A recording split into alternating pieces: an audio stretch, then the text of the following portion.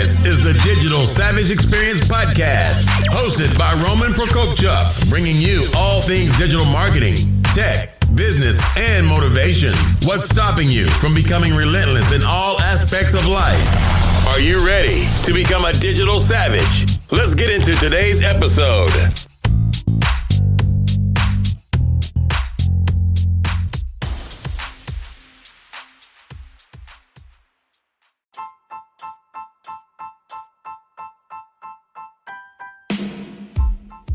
Hey everyone, this is Roman Prokopchuk, and this is the Digital Savage Experience Podcast. Today I have with me Amy Simpkins. She's the CEO of renewable energy startup muGrid Analytics, solving problems at the edge of energy technology and economics using math and modeling. She's also an innovation facilitator for entrepreneurs and the author of the book Spiral, a catalyst for innovation and expansion. She's also a messy chef. Thank you for joining me today. You're welcome, Roman. I'm happy to be here. Awesome. So tell me a little bit about your journey and how did you get to the 2019 you and how did you end up founding muGrid?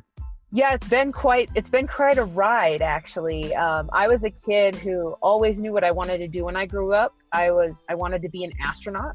And I know lots of kids have that dream, but I seriously really wanted to be an astronaut. And I basically structured all of my high school and college education and grad school education in order to work in spaceflight, in advancing human knowledge through the scientific exploration of space. And so I have 2 degrees in astronautical engineering. One is from MIT. I went to work for Lockheed Martin for 10 years doing spacecraft design and operation.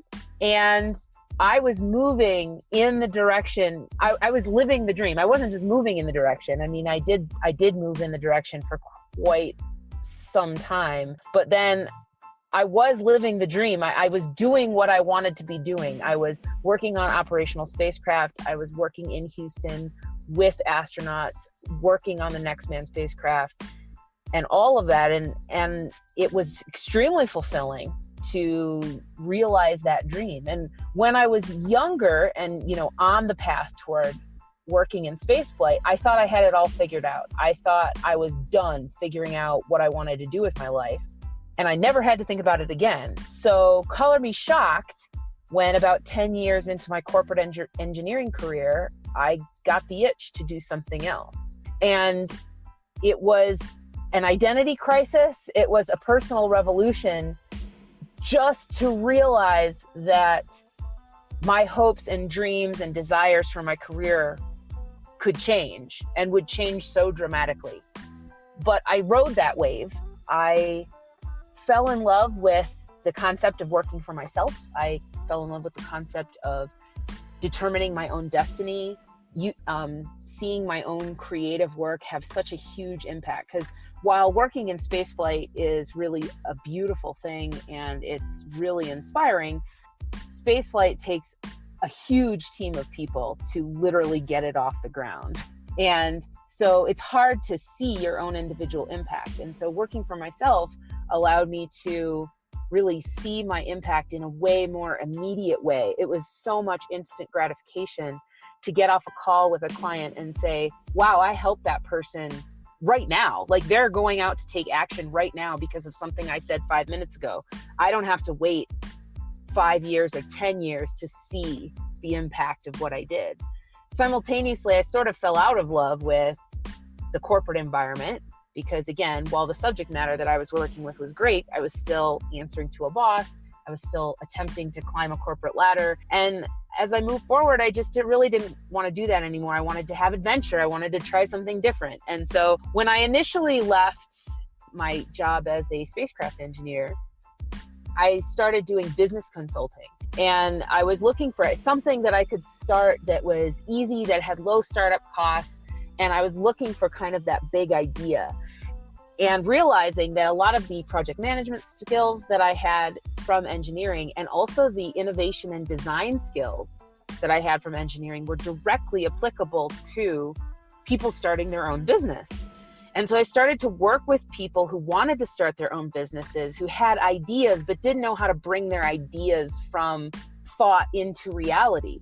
And really, isn't that what engineers do? They bring thoughts into reality through, hardware and tech. And so that's what I started helping entrepreneurs do. And I usually say that my greatest achievement of that work was helping my husband leave his corporate job, which at the time was at the National Renewable Energy Lab, and realizing that there was a market for his skills as a energy modeler and as an energy consultant in private practice, and helping him see how to market that. And once we got that started, I said, hey, I'm actually really good at this. This working in renewable energy is actually a perfect fusion of my skills as an engineer with the skills that I've picked up as an entrepreneur and as an innovator, starting up my own businesses and helping other people start their businesses. So it actually, being the CEO of a renewable energy startup, uses my entire suite of skills: the technical side, the management side, the entrepreneurial side, the marketing, all of it comes together. And so that kind of has brought me to where I am right now. And of course, I still have those theories, and I can see the connections between all of these different fields that I've worked in, from spacecraft to coaching and consulting to renewable energy. There's these common threads that run through it all. And so I love to take a step back and write about the theory of innovation, not just the practice of it, by running a tech company. And so I still to this day do speaking and facilitation around innovation, especially for entrepreneurs. That's really my passion, is to help other people bring their ideas from thought to reality. So I like to say that part of my business is the theory. Being the CEO of muGrid is the practice. No, that's awesome. And it was a cool transition from kind of full-time to consulting to, founding. Was there any hesitation or nervousness leaving that full-time role going into consulting? Well, I have to say I had kind of a sweet gig, and I know a lot of people don't have such a sweet gig, but my husband still had his full-time job. And so he what he did was give me the freedom and the stability that I need for our family, that I needed to explore my career options, my entrepreneurship desires, and to give me the opportunity to fall flat on my face if that's what happened. And, we made a plan as a family. We said, this is how long we can be in the red. This is how much we can cover as a family. And if it gets to this point in time, then we'll agree that you're going to go back and look for a corporate job. That never happened. And then it actually happened in reverse, that my consulting business was in a sufficiently stable place when my husband then said, I really got to get out of here. I'm chafing in the corporate grind and I want to start this new thing. And I was able to provide sufficient stability, and we had the conversation again as a family, how long can we go? What does it look like? What's the exit strategy if this doesn't work out? And again, that it has worked out, but that was sort of how we approached the conversation of making those transitions. No, that's great that you had that kind of safety net and that ability to explore and kind of chase your passions. For sure. So what's one thing that you think has been something you struggled with in the past that you've turned around and turned it into something that you utilize or is now a strength? Well, when I was a kid, and by kid, I mean, I take that all the way through my 20s when I was working in spacecraft engineering, I loved having a plan. And I felt safe and secure in having a plan. I could see the roadmap of my career in corporate engineering rolled out like a carpet in front of me indefinitely into the future. And that was the way I was used to working, that there was a very clear step-by-step process for getting through college and what classes you needed to take. There's a step-by-step process for getting in, being a corporate engineer. Once you're a corporate engineer, there's a step-by-step design process that you follow within the corporation, that, because everything is standardized and it's very comfortable. And even, to apply to the astronaut program, there's there are boxes you have to check. So you spend your career checking off those boxes so that you can put in that application. being an entrepreneur is nothing like that. There's some general roadmaps you can follow, but the beauty of entrepreneurship is that everybody's path is different. Every company's path is different through entrepreneurship. And there's power in that. There's power in that flexibility. But for a person like me who always needed to have a very solid plan, it made me feel nauseous to be able to sit with the unknown, to be able to only have a plan for the next 2 or 3 steps in front of me and not see it stretching out indefinitely and saying, okay, when I complete step number 3, I trust that I will see what the next step should be. And that was hard, and it causes a lot. I say caused, but also causes, because it's still something I work on that can cause a lot of emotional turmoil for me, that like, I freak out. I have a lot of fear around that, a lot of uncertainty, but I'm learning to embrace it. I'm learning to breathe through it and find the power in it, because true innovation never happens when there's a step-by-step plan laid out. True innovation can only happen when there is an element of mystery and unknown. And so it's really been, lately, my work has been in finding the balance between knowing when we need to have a plan and when we can sit with the unknown and let it just simmer for a while.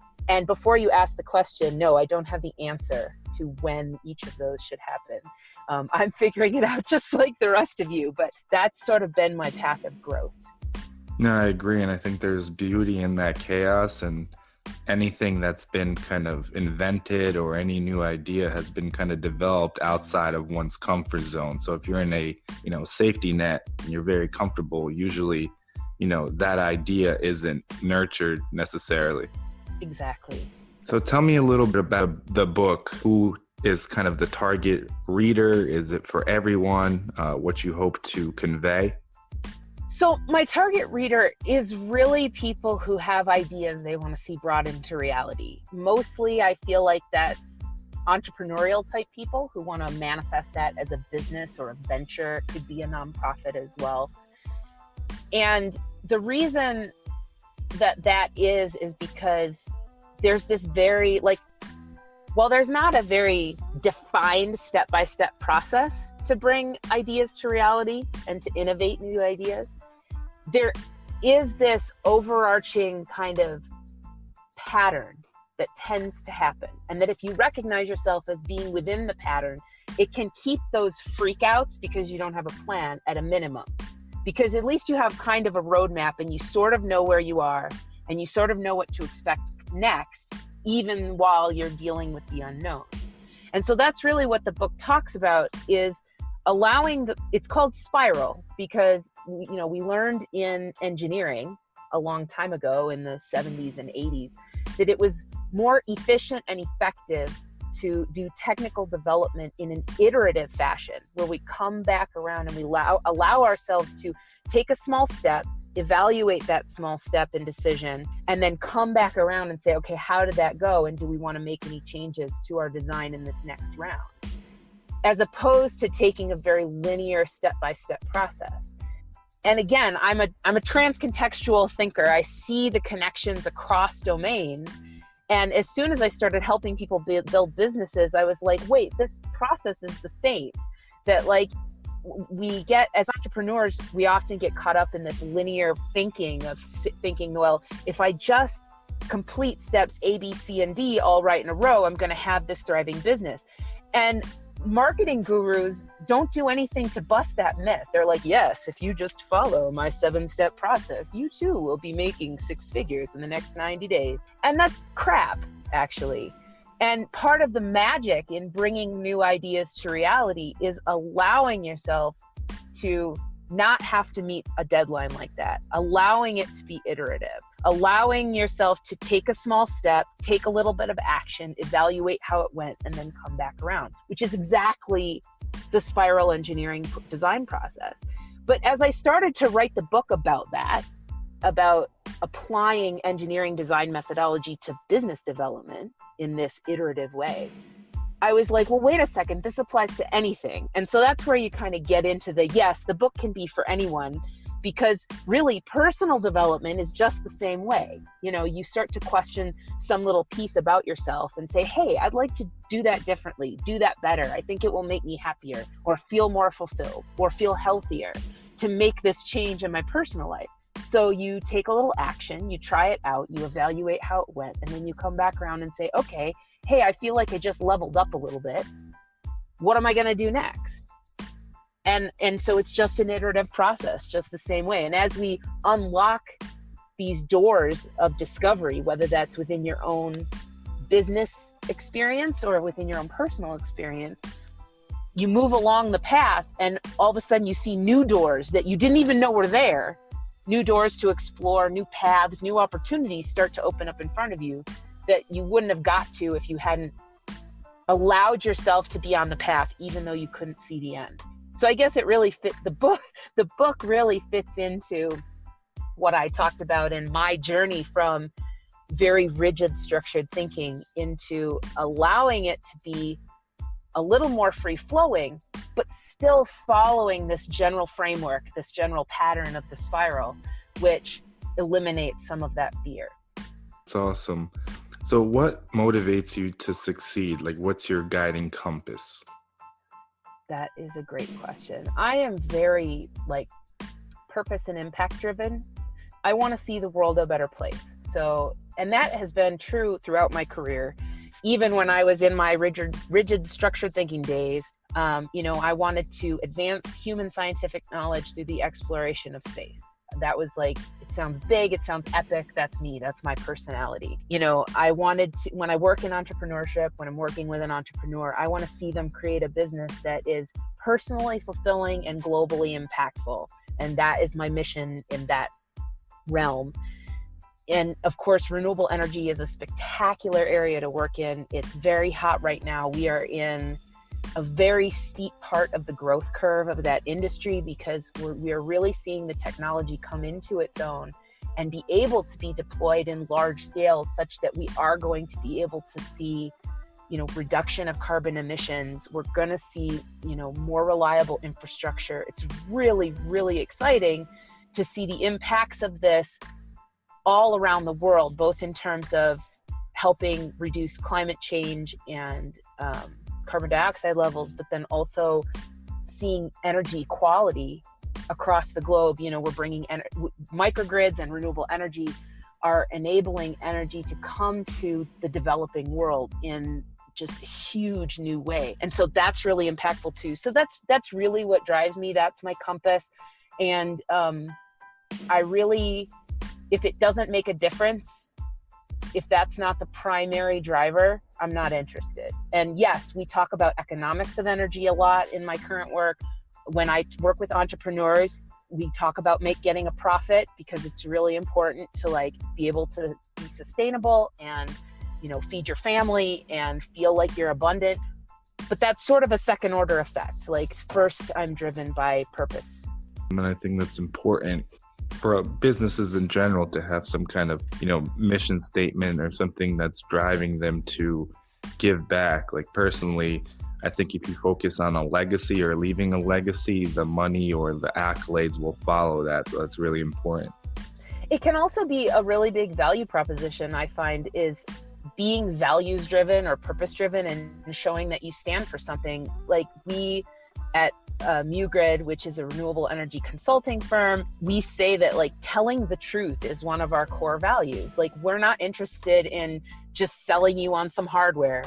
We legitimately want to find you the best energy solution. And if the system you're thinking of isn't going to work for that, we're going to straight up tell you, this is not a great idea. It's not a good investment for you. Here's how you could do it better.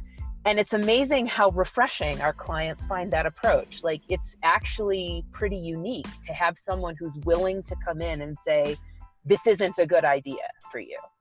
And so it can be part of your selling proposition to be impact-driven, mission-driven, values-driven.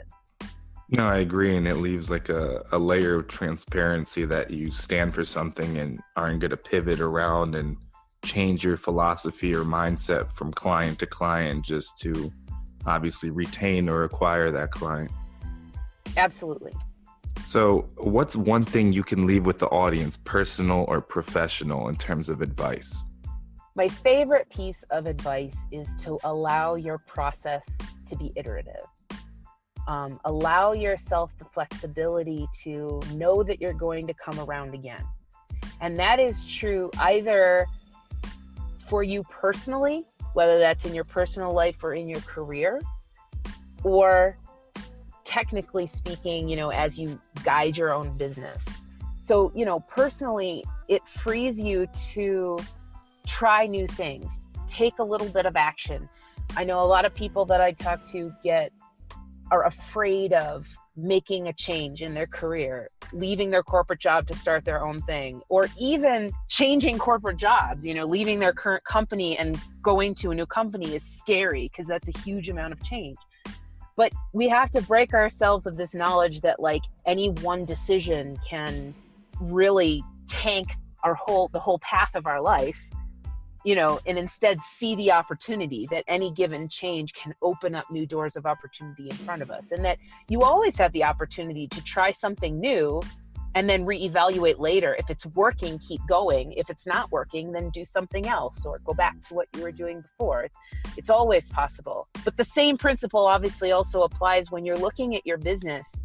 And sometimes in business as entrepreneurs, we get afraid to make changes, especially if something seems like it's even sort of working for us, to give ourselves the freedom to say, hey, I want to test this new idea out. I want to test out this new revenue stream. I want to test out a new offering, a new product, and not to have the perfect be the enemy of the good, but to say, hey, I'm just going to try it. I'm going to do a pilot. I'm going to build a prototype. I'm going to throw something to the wall to see if it sticks. And once I see if I might have something, then I can refine it. I can expand it and, take it into that next level. I think intellectually we know that approach works, but our emotions get really tied to the plan and that I don't know if it's going to work, so I shouldn't invest my energy in doing that. And so that's kind of what I want you to walk away with is allow your process to be iterative, whether that's a business process or a personal process. We as humans are not designed to be robotic, linear creatures. We are evolutionary and our growth is organic and it's cyclical and it's spiral. No, I agree. And I think it's important that testing or trying something and then getting it out there, because I think a lot of people are stuck on chasing things and perfection, whether it's a product or something they invented. They don't want to put it in the market or test it or have an idea how people react to it without it being this perfect thing because it's their baby.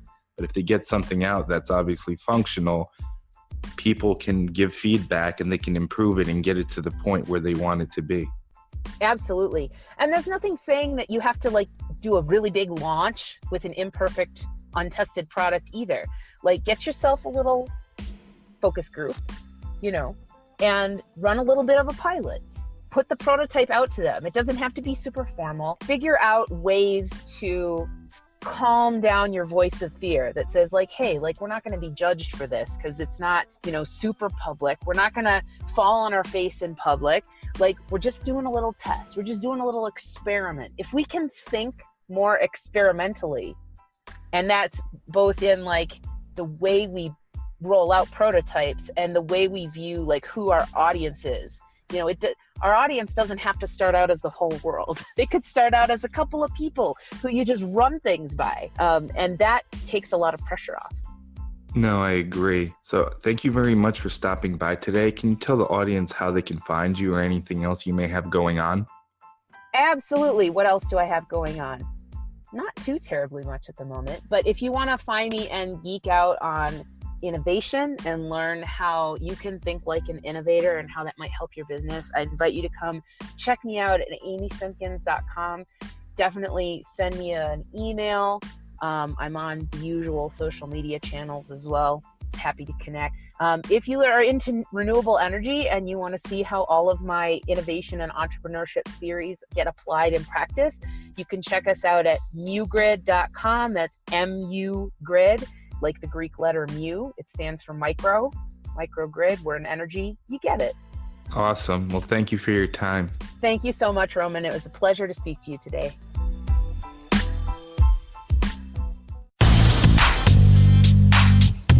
This podcast has been brought to you by Nova Zora Digital. Find out how Nova Zora Digital can help your company grow online. Learn more at novazoradigital.com. Until next time, all you digital savages.